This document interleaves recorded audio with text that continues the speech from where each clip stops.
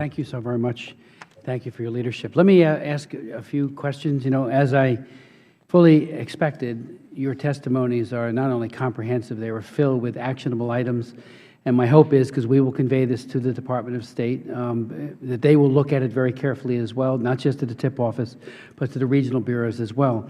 I think, Mr. Abronowitz, you know, you point out the sharp edge of the TIP report must be constantly honed by applying the strongest facts, most rigorous analysis to its edge, or otherwise it risks being dulled to the point of being unusable.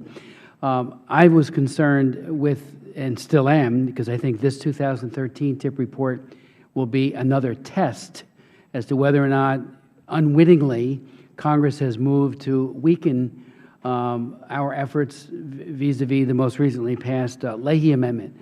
I was very concerned, and I had hoped to offer an amendment to change that, but was not given the opportunity when the bill came over here. We could have ironed out our differences in a House Senate conference, which now will not happen. But the shifting of power to the regional bureaus, as you recall, David, that was one of our prime reasons for creating a TIP office in the first place. It now has about 55 people, a very effective ambassador at large in Lucy DeBacca.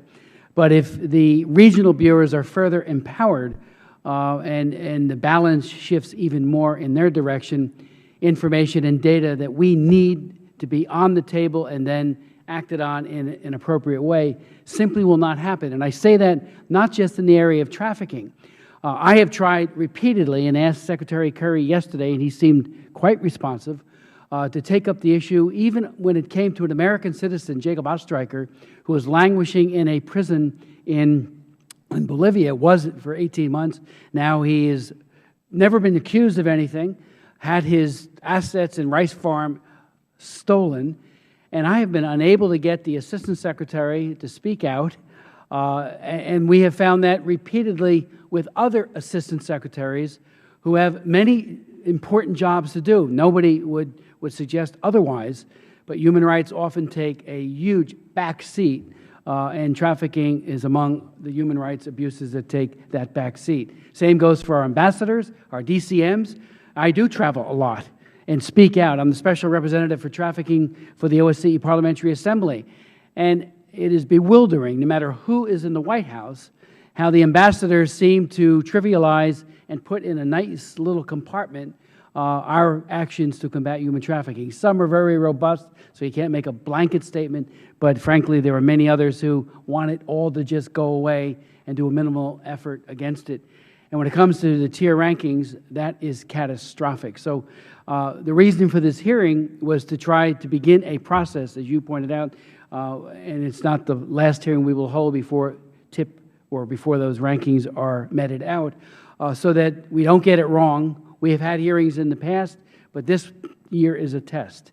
And Vietnam, I think, without a doubt, should be on Tier 3, given what they have done. Matter of fact, the first case prosecuted under the TPVA in 2000 was the Daiwa case, and that has still not been, those officials, official government Vietnamese officials, were never held to account for that horrific sweatshop that they were running. And now we know that it is continuing in so many ways. I do, and you might want to comment on that, because I do think we've seen a shift. I'm not sure how sustainable the TIP office will be in terms of personnel when the authorization goes from $7 million to $2 million. And of course, authorizations can always be breached, and hopefully they will in this case, so that additional resources will be made available to Ambassador C. DeBacca. If anyone would like to comment on this, because again, I have great respect for the regional bureaus. I plan on asking the regional assistant secretaries, hopefully, and maybe perhaps their DASs as well, to come before all of this is done, certainly after the fact too, to hold them to account. They're very good people, but trafficking isn't always very high on the prioritization list. So anybody want to comment on that? Well, yes, David. just briefly, Mr. Chairman, you know, obviously you and I have both met ambassadors who are very committed to this issue and have made a lot of real change. Cambodia was one of those cases early on where there are Foreign Service officers who have done some great work on this. But it is often the case that these issues are often the ones that are not their focus as they move forward. and are often, they're not, even at the political level, they're not given the priority they should. I will note, Mr. Chairman, just on a couple of minor points, I think the reauthorization bill did also have some very good provisions in it, including the child compact provisions that you championed for a number of years and finally got it done. And my understanding is that on the authorization level, that in fact that number is really for the efforts of the office with respect to the interagency task force. At least that's the way the department is interpreting it. We'll see what the budget request comes out as, but my understanding that there may be some minor cuts because everybody's going to take a cut at the department, but the budget request will be at least reasonably robust, and we'll definitely have to follow that up. I did note that when the bill was passed, Chairman Royce, because he's been a great champion of this issue, did put an explanatory statement in the record to address some of the concerns on the regional bureaus to make sure the TIPS office was not degraded in any way. And hopefully that message will get through, that there continues to be very strong interest in ensuring that the regional bureaus need to become more engaged. They can be important partners in this effort, but these provisions were not designed to undermine the TIP office. Thank you. Thank you. Anybody else like to? Let me just ask you if I could. I know that Ambassador Legon might have been able, because he mentioned it in his testimony, speak to the issue. But there are countries like Holland, where very sophisticated and mature democracy, and yet there are very serious allegations that have been made. And I actually chaired a hearing on that specifically and heard from one of a young man who was a boy at the time of, allegedly, when the Dutch Justice Minister, Secretary General Demick, raped him. And we have very serious allegations being made, and yet not the commensurate action being taken by the Dutch government to investigate in a robust and thorough and comprehensive way.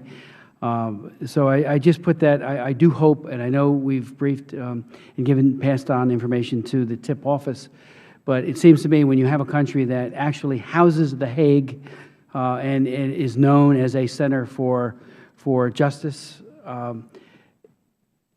adjudication, that for someone in such a high-ranking position to go without the thorough investigation when serious and seemingly very credible allegations have been made does a grave disservice to all the efforts we're trying to make in combating sex trafficking. And I would just say parenthetically, on one trip in Brazil, when I spent several days in Brasilia working on combating human trafficking and working with their lawmakers, I spent a half a day in Rio de Janeiro and went to a shelter, and sure enough, there was a woman who thankfully was saved from being sent to Amsterdam, where an overwhelming number of foreign women are trafficked, and the Dutch say they come there on their free accord. She wasn't, and it's very hard, as we all know, when women are rescued even, to tell their story because they fear police, they fear retaliation against their loved ones, and through her tears, I will never forget how she was, and she was one of the lucky ones who was rescued. Let me just ask a couple of other questions, if any of it, no, maybe I'll go to Ms. Bass first, and then I'll come back